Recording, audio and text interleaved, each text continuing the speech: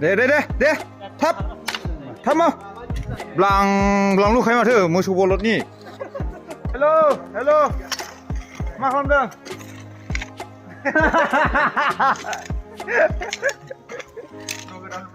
न' गोदान लुदों 1 घन्टायावनो हाहां जालायबावगौसो ना देन्जार मावग्रा गोजाखायसो नै आदै दिलिप हरनि एकथायाव सिखारो खामला मावफैदों खामला नै अफिसियेल ल'सेबनाव नायलांबाय थादो दिनैनि ब्लगखौ एसे खामानि मावलाबायदों न'आव नै हा खोदों नैबे अन्थाइखौ खोबावनांगौ बे हा खोखांब्ला मावबाबो नालाय मावनायालाय ओरैबायदि मावखायो गाबोन खासै फुङावनो सिखारबावसो औ ब्रेक लाथ'दों साहा लोंदों जोबगोन जों बेखौ लागावखावगोन दे थाब माव हा नों मावनायखौ दे ब्लां लुखाय माथो मोसौ बलदनि जेनखाया दा मा खामानि गोरों नों दे खोन्थालाय नों मा खामानि गोरों साइकेलजों माथेनो गोरों ओमफ्राय खदाल जावनो गोरों ओमफ्राय मा मोनलाय बावलायलाङोलै न'आवबो गोरोंलै एसे न' मावो न' बान्दोबो गोरों बान्दोखौ औ मानसिफ्राथ' न' बान्दो खानायखौ रोंनाय नङा फिथाइ खानायखौ औ आं गोरों आरोखि नों गोरोंजोब ओमफ्राय आरो मा रोंबावो हाबाय हाखोनो दा नै बाला खोगासिनो बाव बेलसाबो जावनो रोंबावो हानि सायाव बाला खोबाय बेखौ खोजोबनांगौनो जि जाखायो बालायाबो फाग्लासो आयौ नै रेलगारिबो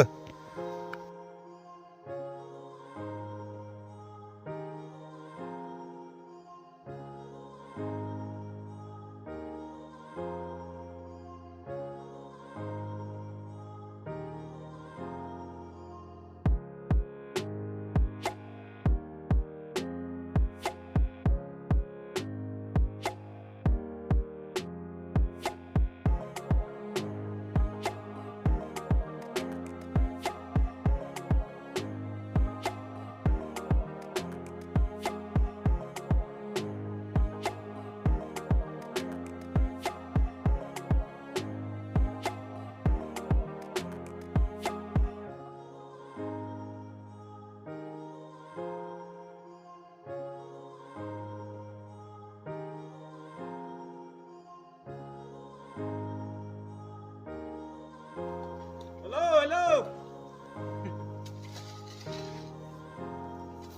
खामानि मावदों खामानि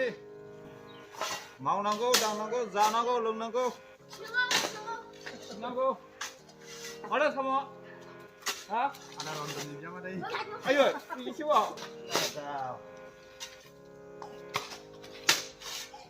है चला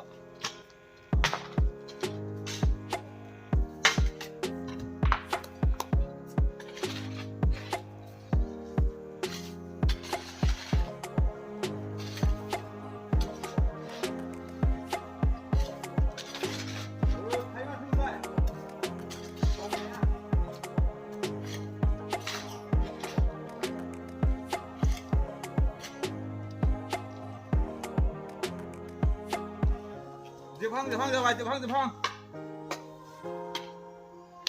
बारेन्दानि जोबहां जाजेनबाय नै बेलसाया ओरै होनांगौ ओरै